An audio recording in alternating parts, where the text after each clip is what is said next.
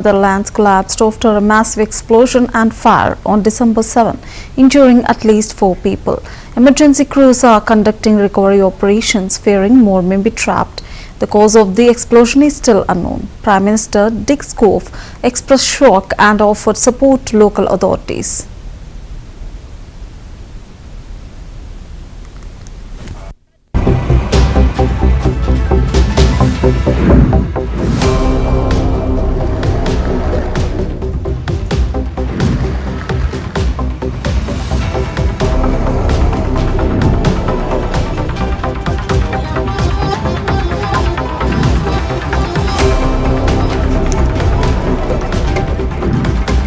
Allocation अक्सर उनकी जो पोस्टिंग है उनके घर से बहुत दूर होती है। मान लीजिए कोई ईस्ट दिल्ली में रहता है तो उनकी नजफगढ़ बस डिपो पे ड्यूटी लग जाती है। कोई नरेला के पास रहता है तो उनकी ओखला बस डिपो पे ड्यूटी लग जाती है। कोई साउथ दिल्ली में रहता है तो उनकी कंझावला बस डिपो पे ड्यूटी लग जाती है। तो उनकी ये डिमांड थी कि उनके घर से सबसे नियरेस्ट बस डिपो पे होनी चाहिए। मुझे खुशी है इस बात की कि एक नई पॉलिसी डीटीसी द्वारा 3 नवंबर को अनाउंस कर दी गई है सभी डीटीसी के ड्राइवर्स और कंडक्टर्स के लिए, जिसमें एक रैशनलाइजेशन की कोशिश ये होगी कि हम जो एप्लीकेशन फॉर्म्स लें ड्राइवर्स और कंडक्टर्स से, उन्हें अपने घर के नियरेस्ट पॉसिबल डिपो पे पोस्ट किया जाए।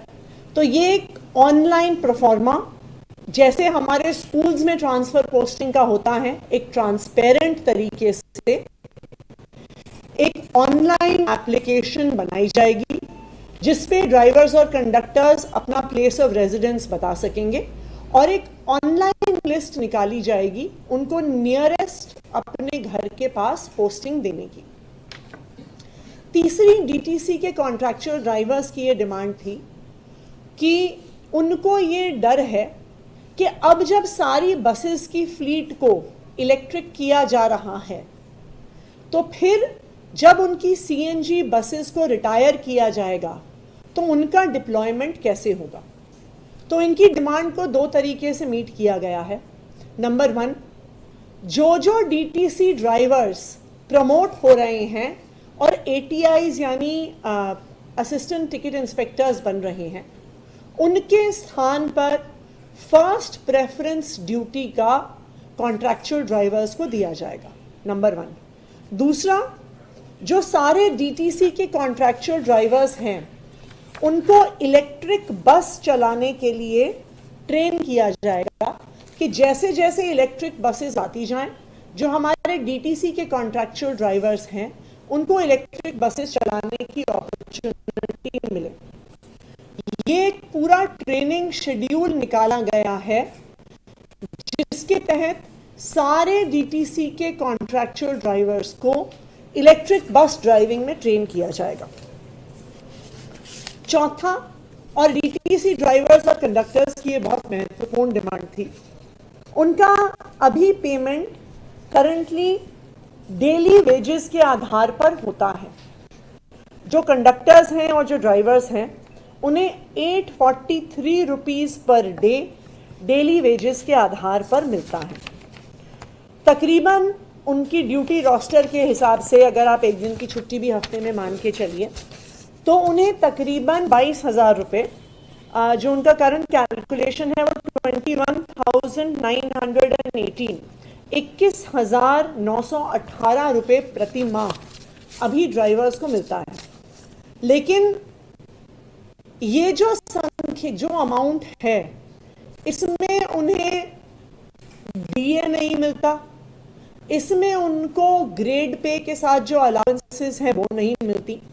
तो कॉन्ट्रैक्चुअल ड्राइवर्स और कंडक्टर्स की ये डिमांड थी कि उनको एक कंसोलिडेटेड लंप सम दिया जाए रादर दैन डेली वेजर्स के तौर पे रखा जाए।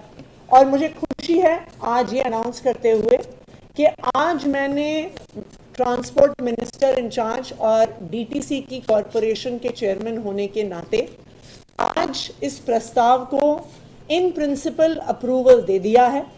अब ये प्रस्ताव दिल्ली सरकार से होता हुआ एलजी साहब के पास जाएगा और मुझे पूरी उम्मीद है कि आने वाले 1 से 2 महीने में डीटीसी के ड्राइवर्स और कंडक्टर्स को 21,918 रुपये से बढ़ाकर उनके अब ग्रेड पे के अनुसार सैलरी मिलेगी।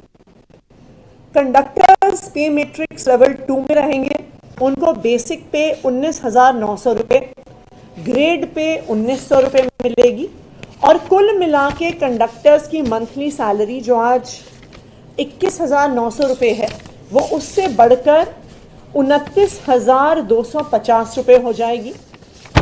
जो ड्राइवर्स हैं वो पे मैट्रिक्स लेवल 3 पे रहेंगे, उनकी बेसिक पे 21,700 रुपये रहेगी, उनकी ग्रेड पे 2,000 रुपये रहेगी और जो ड्राइवर्स को अभी 21,918 रुपये तनख्वाह महीने में मिल रही थी उसके बदले उन्हें 32,918 रुपये की तनख्वाह मिलेगी और ईयर ऑन ईयर जैसे डीए बाकी सारे एम्प्लॉयज़ को मिलता है वैसे ही डीए अब कॉन्ट्रैक्चुअल एम्प्लॉयज़ को भी मिलेगा और रेगुलर बेसिस पे हर 6 महीने पे या हर साल पे जैसे ही भारत सरकार की तरफ से और दिल्ली सरकार की तरफ से डियरनेस अलाउंस अनाउंस होता है सभी ड्राइवर्स और कंडक्टर्स को मिलेगा।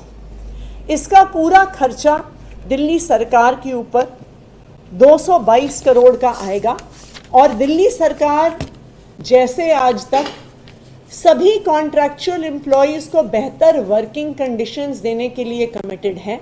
इस पूरे खर्चे का वहन दिल्ली सरकार करेगी। इसका प्रस्ताव आने वाले कुछ दिन में हम कैबिनेट से भी पास करेंगे।